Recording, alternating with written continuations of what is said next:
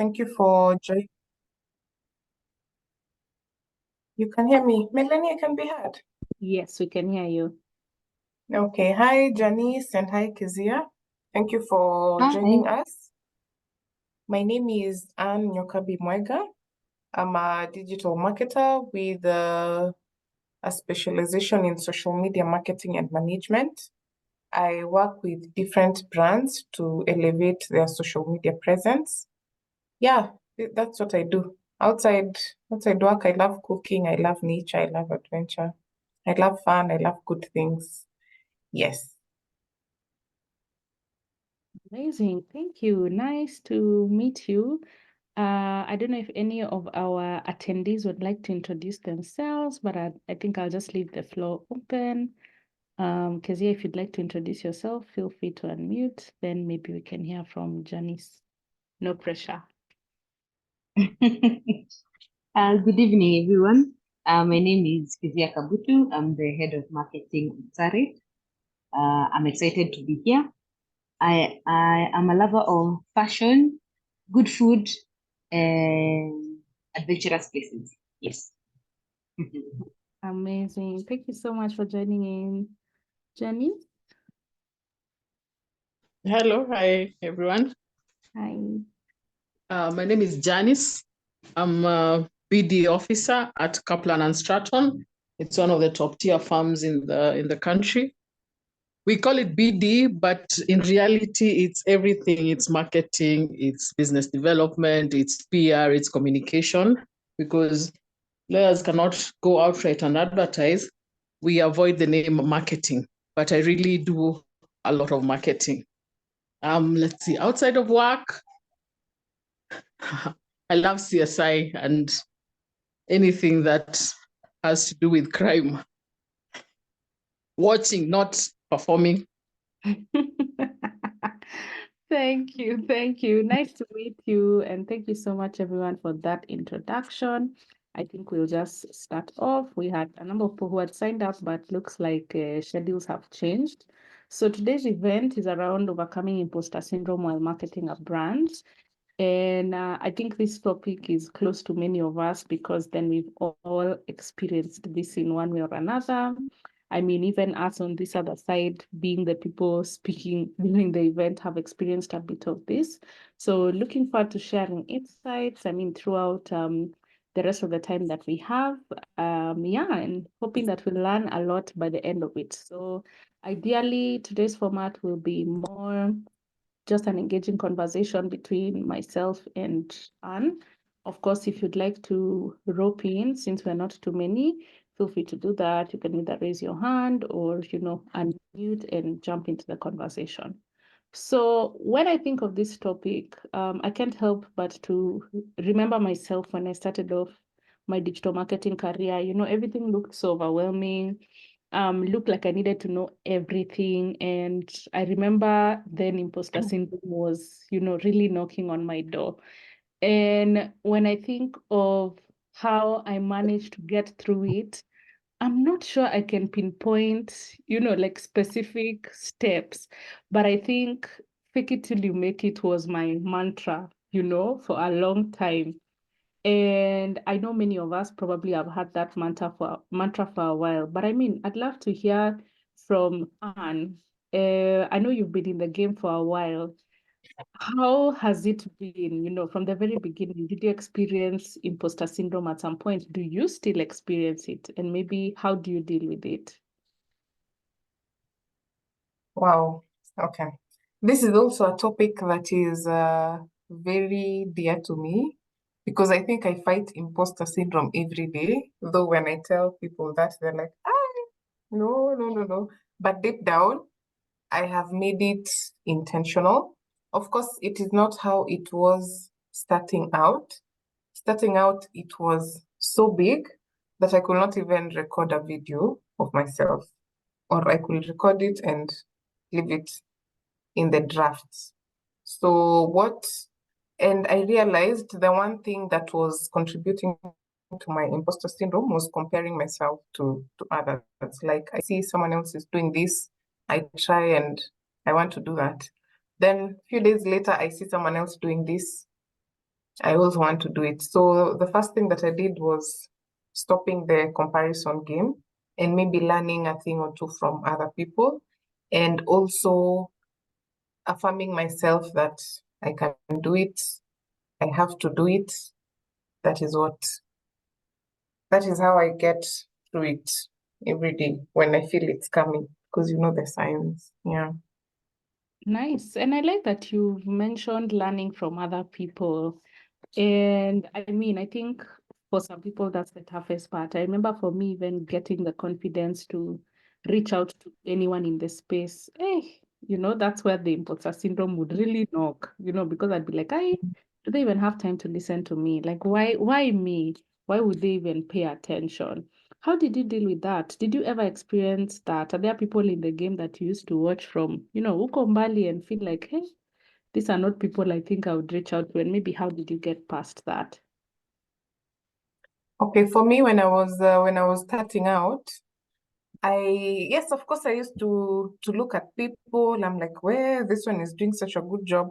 But mainly it was not locally, not local people, the whites mostly. So I was like, they're doing a good job. Even within the country, I also used to see other people. I never approached people. Actually, I approached one lady, and she told me that I told her I would really love to learn if you can take me through or guide me. And then she sent me a bill where in USD at that time I didn't have that money. So I really felt frustrated. I was thinking of going back to employment at that point. And that's when I found someone else, another social media sales coach who was at least affordable. So I joined her program, and she's also one of the people who talked me through the imposter syndrome, because I told her I'm beginning, and she told me you need to show up.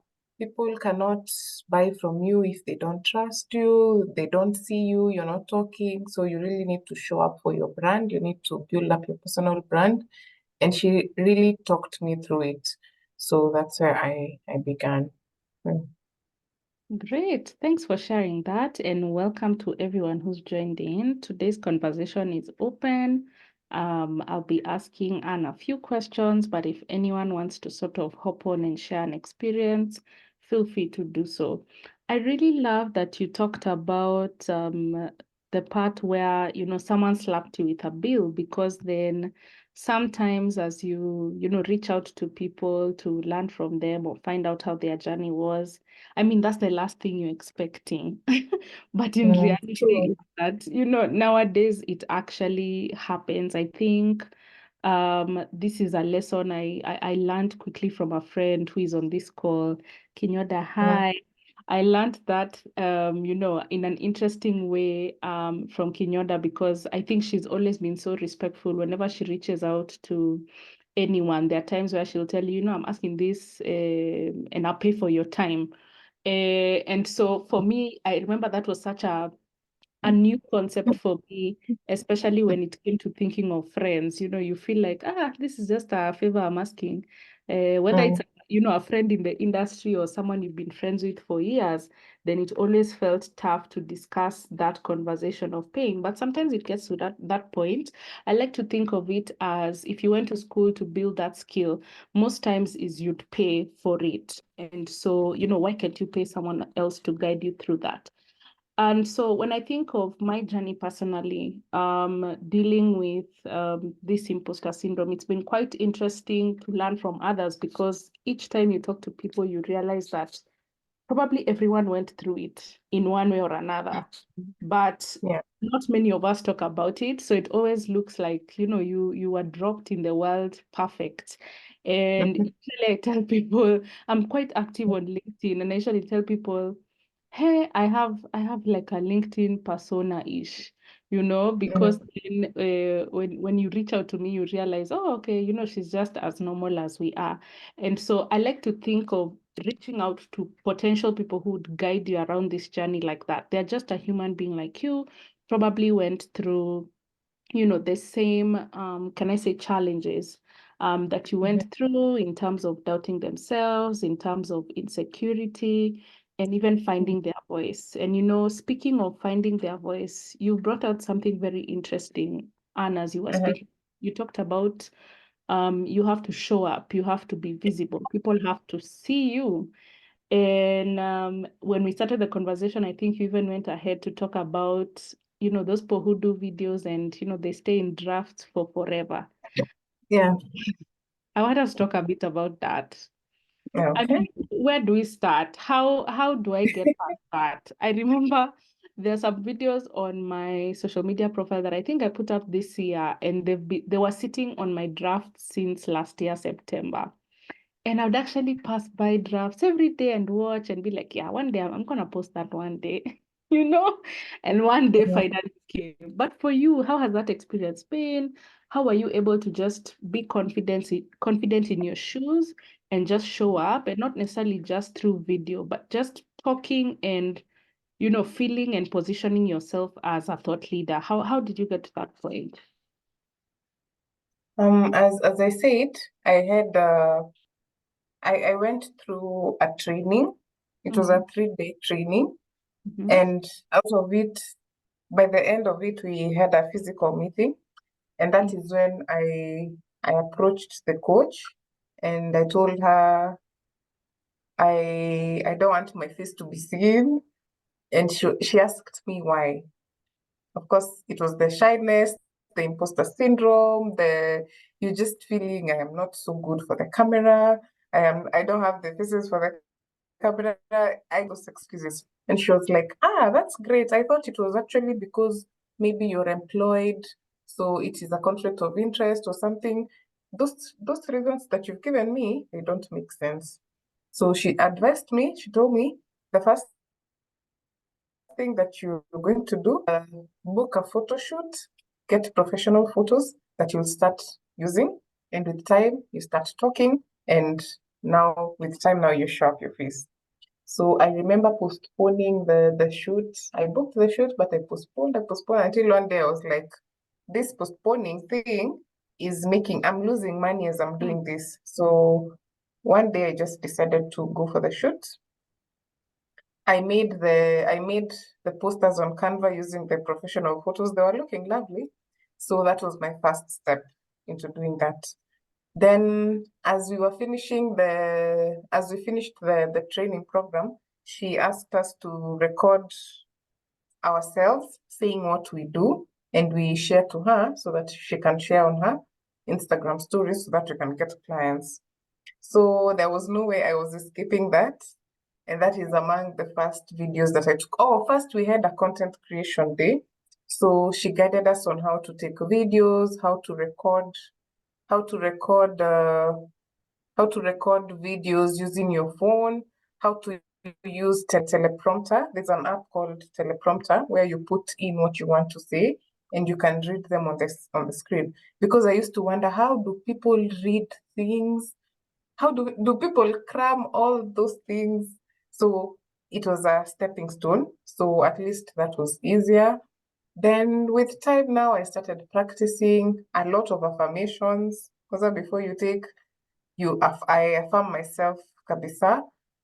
And then I can say with practice, because before when I used to take videos, even now for myself, for my page, I used to take up to 15 takes because I'm taking this one, I reach in the middle, I'm like, oh, the voice, I have forgotten what I'm saying. But now with time, with building the confidence, nowadays at most I take, I think 5 and I'm done. Sometimes I just take 1 shot, 2 shot, maybe 3 at most, and I'm done. So I can say it takes time.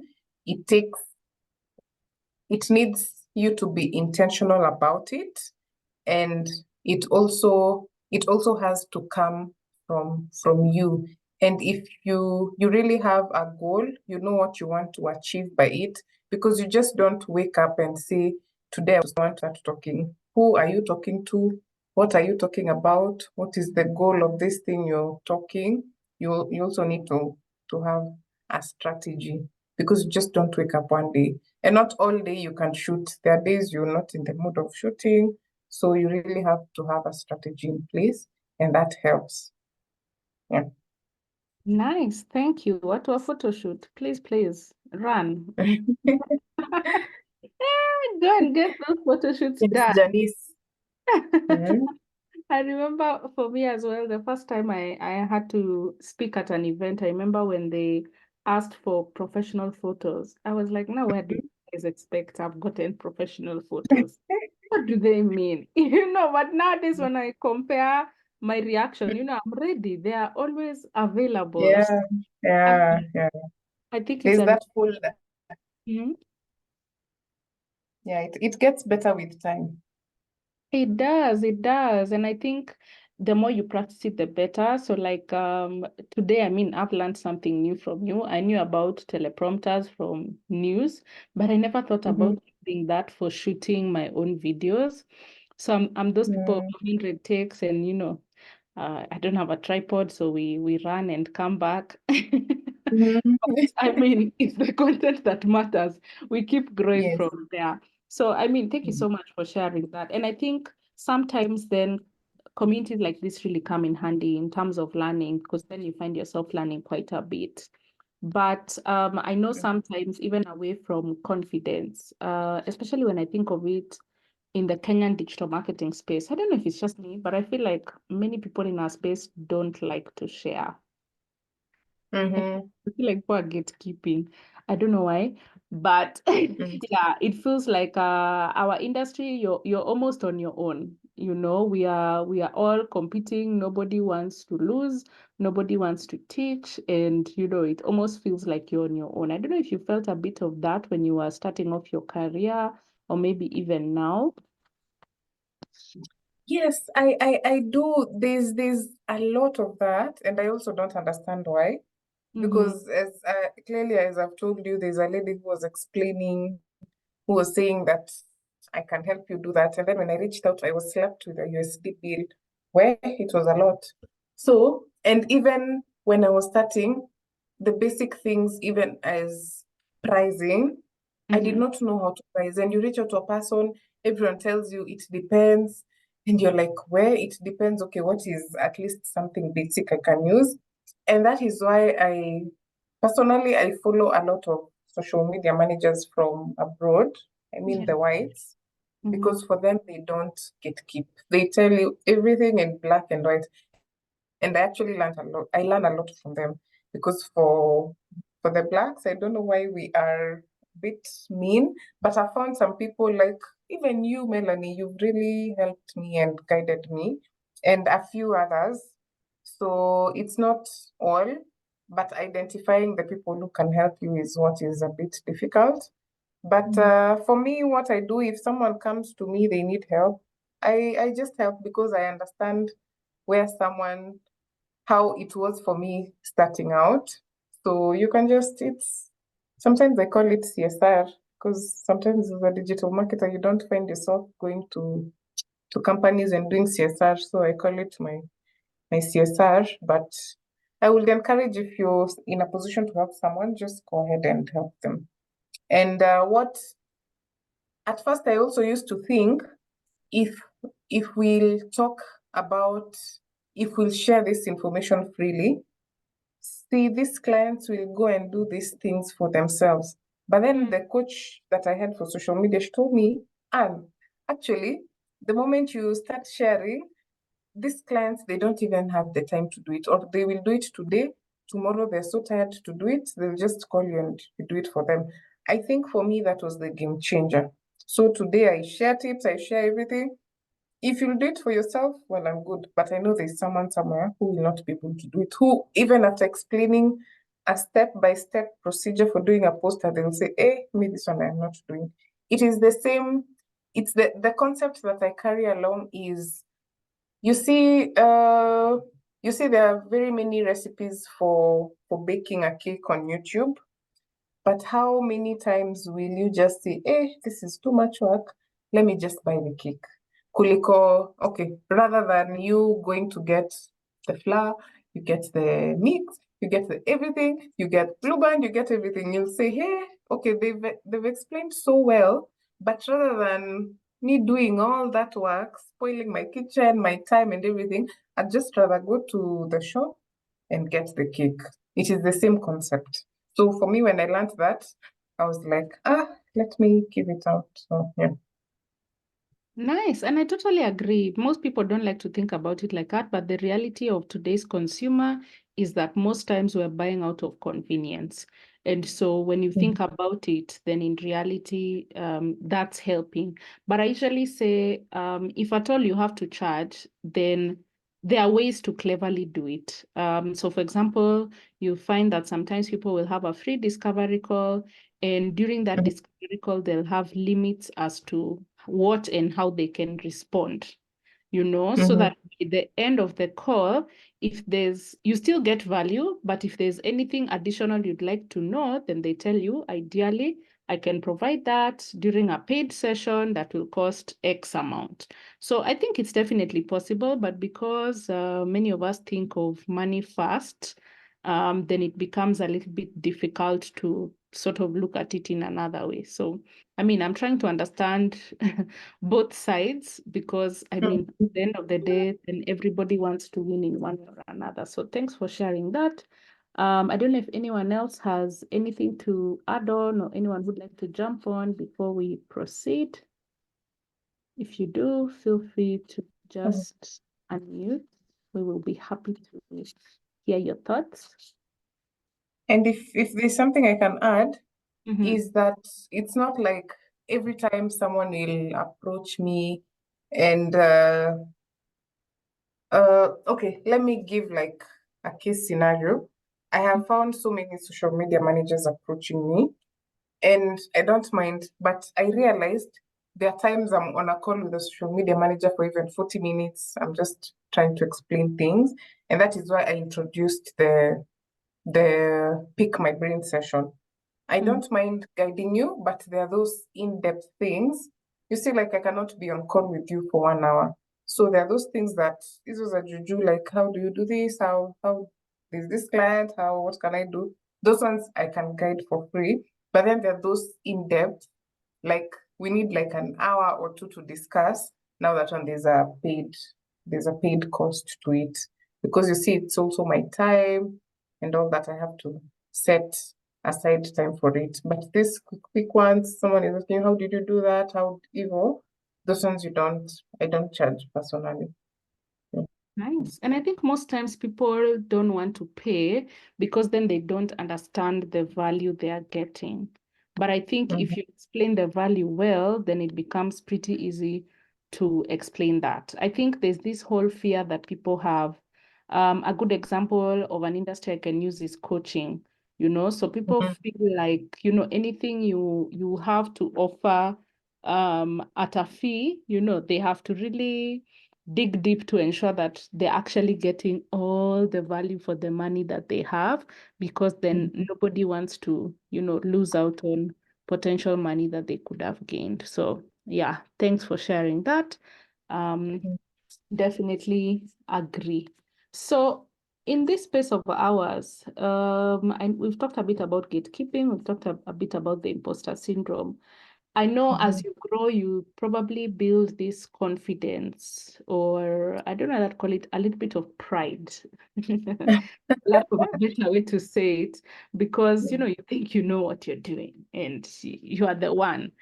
And I mean, how then would you advise a digital marketer who is at that point where, they've sort of moved from their little space of I knew nothing to now almost being a guru? How do they find that balance between, am I too proud? How can I be humble? Or is it more I'm just confident? Or is this some sort of self-assurance I'm having?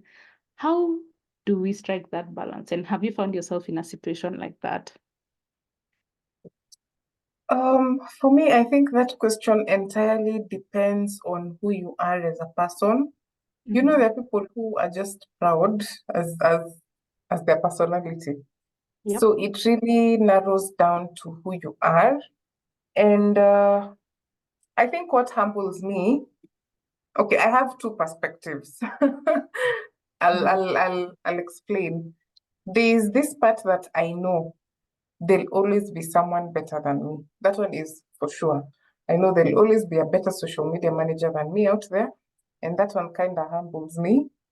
But then when I am trying to reassure myself now, when the imposter syndrome, I can hear it kombali. It is coming, coming.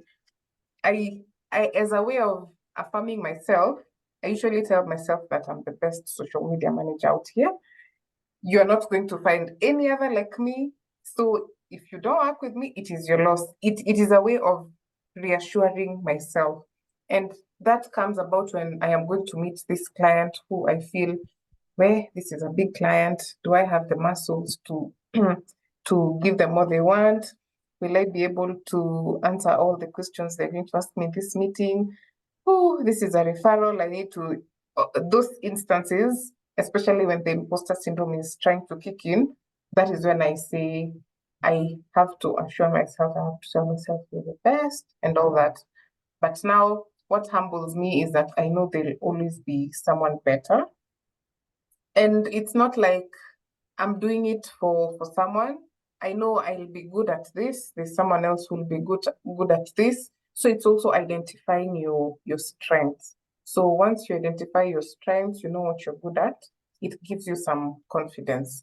But the thing about pride, I don't know if I'll call it pride or arrogance. I think that narrows down to someone's personality because, well, that's another topic.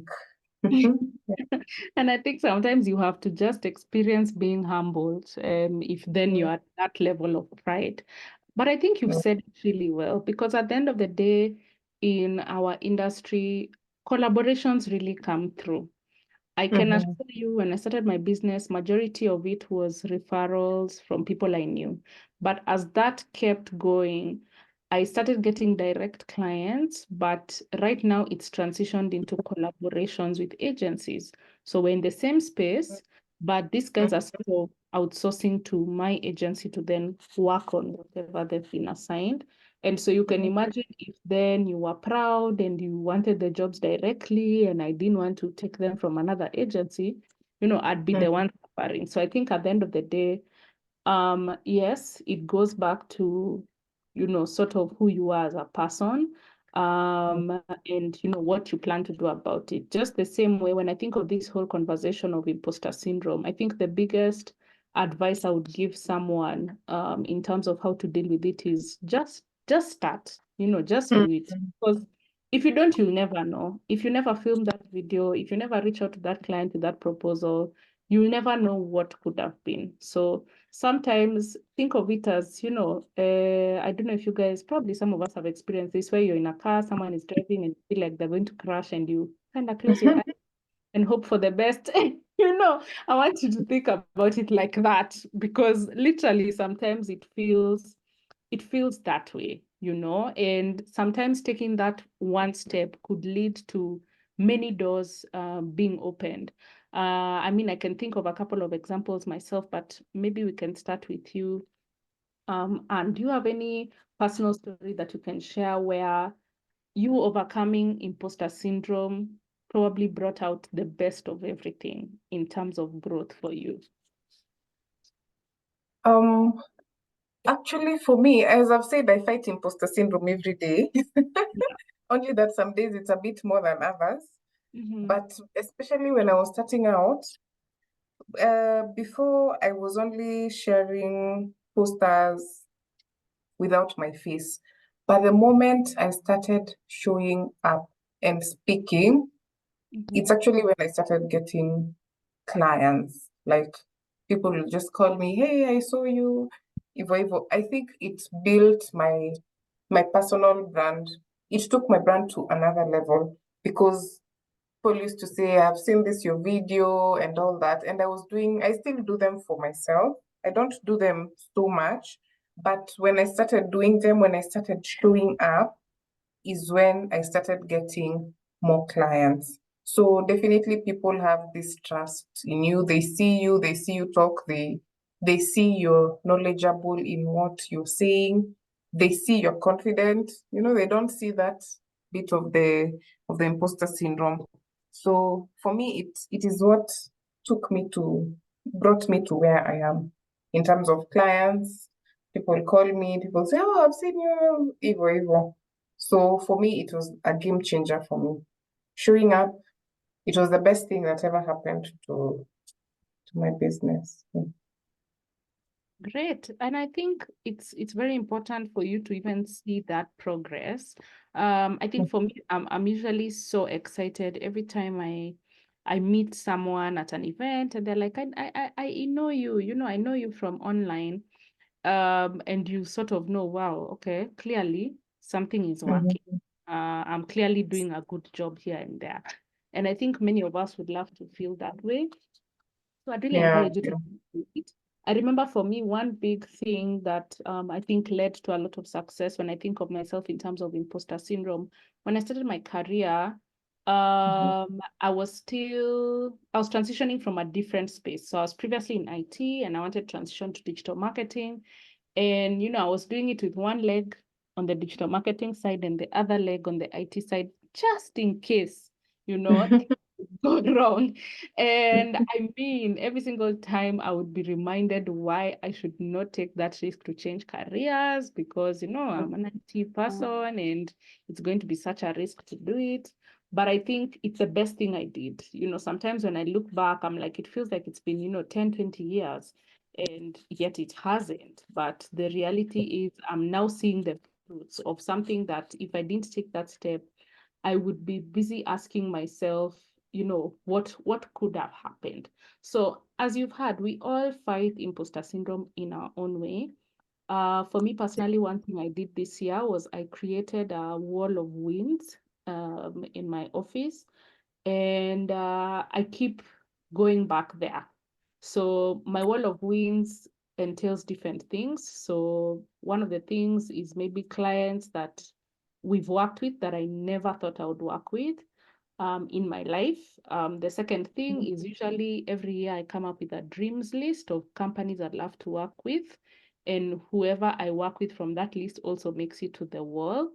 But finally, I also celebrate pitches that we could have done, but we probably didn't get the job. But just the fact that we entered the door, again, another dream, I put it up on the wall. And I think that has really come in handy because every time I feel like where things are not going as they should, I quickly go back to that wall and remind myself, you did it once, you need to do it again. And anything you have that works for you, or do you consistently just do the reminders in your head? For me, what keeps me going is first of all, there's this quote that says just start. Yeah. Start with what you have, with where you are. People want to give this excuse like, I don't have a ring light, I don't have a tripod, I don't have a camera, I don't have a lapel speaker, all sorts of excuses. My phone, I don't have an iPhone. But for me, it is just start. And the more you do it, the more you grow. Because now I look back and I'm like, I don't make, as I said earlier, before I used to take even 10, 15 shots, and I still never used to post them.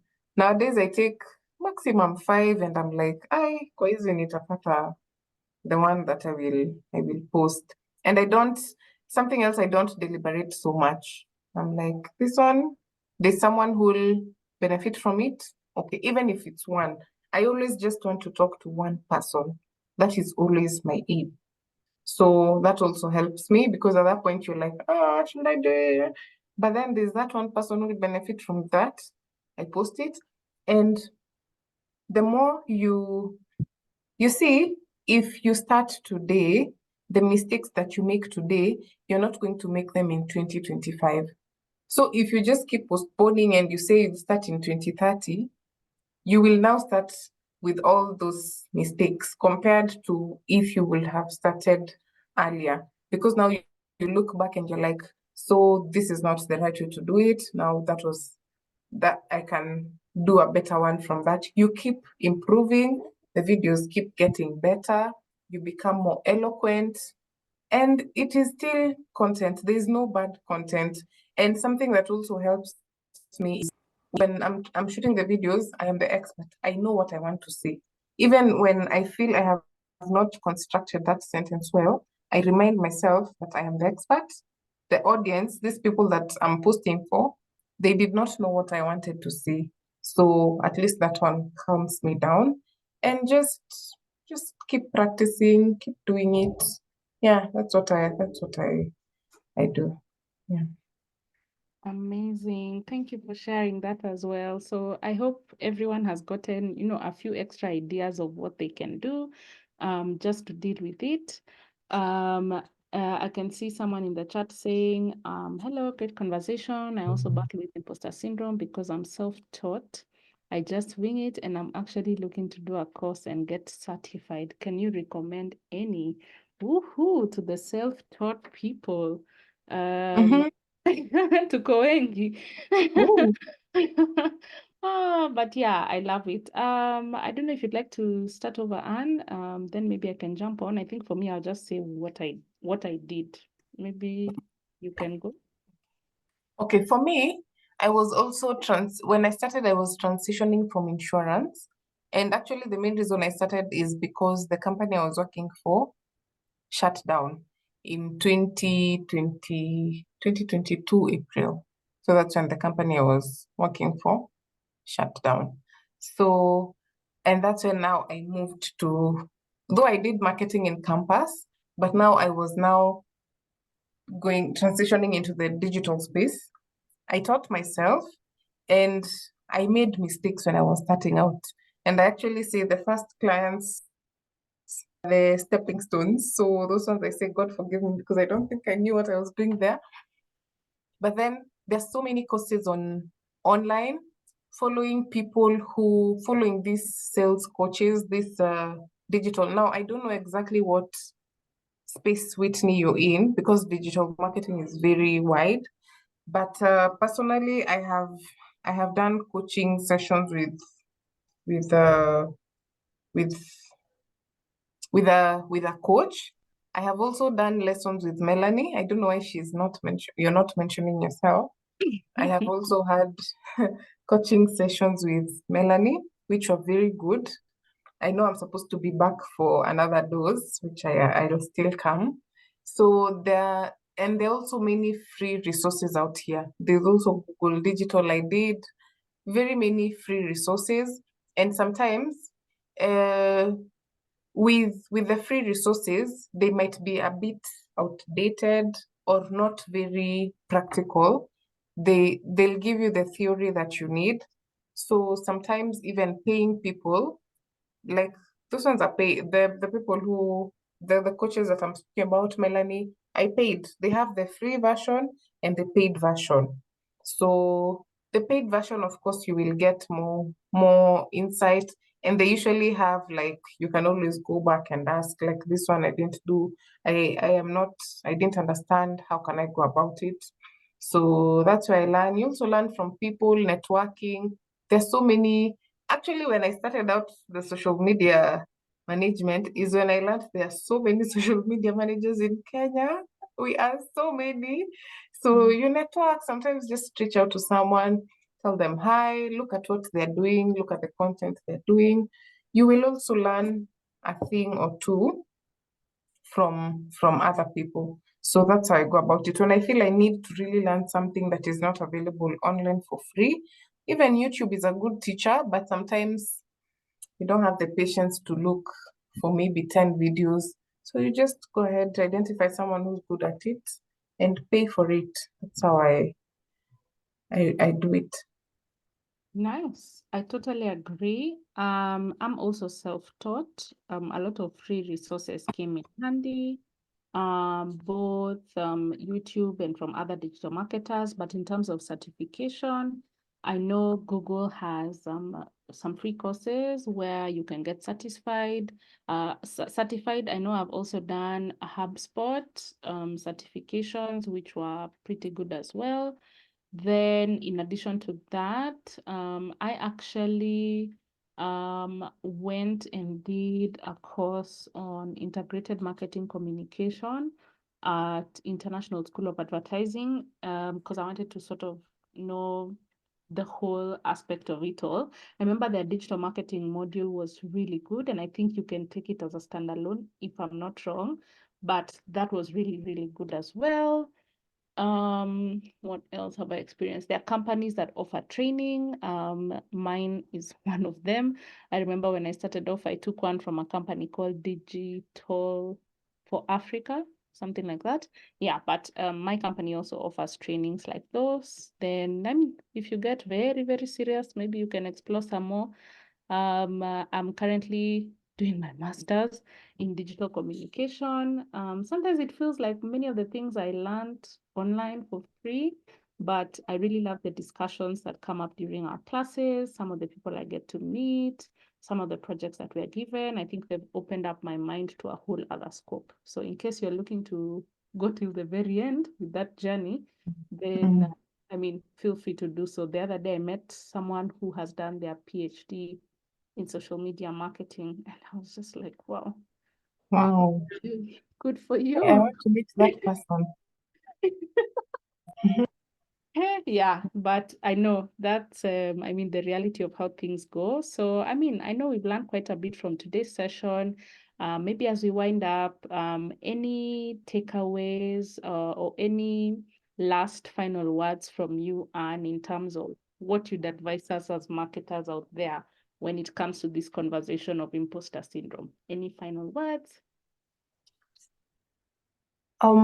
My final words will be always the first thing will be identify what your strengths are, even in the digital marketing space.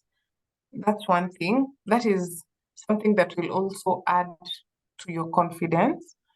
And always being on the lookout to learn. There's so many emails there's so many emails you can subscribe to get the latest news. Always be on the lookout because we are in a space that evolves almost every day. Today you sleep, Meta is like this. Tomorrow you wake up, Meta has another color, has other things. You're confused. So it's always being on the lookout, always trying to upskill, getting the necessary resources out here, joining webinars, joining networking events, the digital marketing events, live events on LinkedIn. So many people hold lives on Instagram, always being on the lookout and being ready to learn. Like I try to attend almost all Melanie's free webinars because even if it's a topic that I know, I learned something new. So always being on the lookout, skilling, even if you know you've done a course on maybe email marketing, you can also take another one if you find it, maybe it's free or something. It will open up your mind and make you learn more things. So always being on the lookout, collaborating with others, even just giving someone a call and asking them, "Hiya, what's new? I see you're good on ads. What's new on the ad space?" Maybe someone will call me and they say, "I've seen you do this. How did you do it? How did you edit this? How do you engage clients? How do you do that?" So those are some of the things. There's so many, but I think those are the ones that come top in mind at the moment. Yeah. Great, thank you. I think for me, maybe just also to reiterate what you've said, I think focusing on your strengths is quite important. Do what you enjoy. I think for me that came in handy, especially when I was starting off my career, because then I was able to quickly realize, oh my God, maybe I don't like this part of marketing, but I prefer this other one. And that really helped to boost my confidence as well. So I think that's it from me. Maybe we can do a round of final comments in one word or one statement. How was the session for you? Maybe I'll start with Kinyoda, then we can go to Whitney, Janice, and finally Kezia. Hey, I don't know if you can hear me. Yes, we can. Yes, I apologize for the background noise in advance. No I problem. am dialing in with a little human. So, for me, this has been a really good session. I am glad that I've actually been able to join. I've been meaning to join your sessions, Melanie, for quite some time, but I'm glad that this is the one that I've actually been able to dial into because I am really struggling with imposter syndrome. And I think I overthink. I want something to come out perfect. I'm already kind of imagining what people are going to say, if people are not going to like it, to do what. But the biggest takeout for me has just been just do it. Like, even if it's one person who likes it, or it reaches one person and they learn from it, it's worth it. It's worth trying. So yeah, niko na kitu Melanie, I know you know. But I need to just do, and I will do it. So thank you both for sharing really valuable insights and for giving me the confidence nudge that I need. Amazing. Thank you so much. Glad you could join in. Whitney? Hi. I'm currently in a matatu, so it might be a little noisy. But No then I'll just say I'll try to listen in. Nimepata what the little bit that I got because I joined late has been very informative, and I'm the one who asked the question on courses I can do to be certified. I didn't do a marketing course on campus. I did finance, and then I just found myself in the marketing field later in life. So I just feel like everyone found their niche, and not for me. I'm just here like winging it. I'm trying to figure out, okay, why am I late? Um, anyway, thank you for the session. I'll try to do some of the courses mentioned, or because I'm also following people on LinkedIn and Instagram. I just listening, try to pick a few tips from them. Also, I wanted to mention something on contract. Like, I had a client at some point who I think I was just excited to have a client, and I started working without a contract.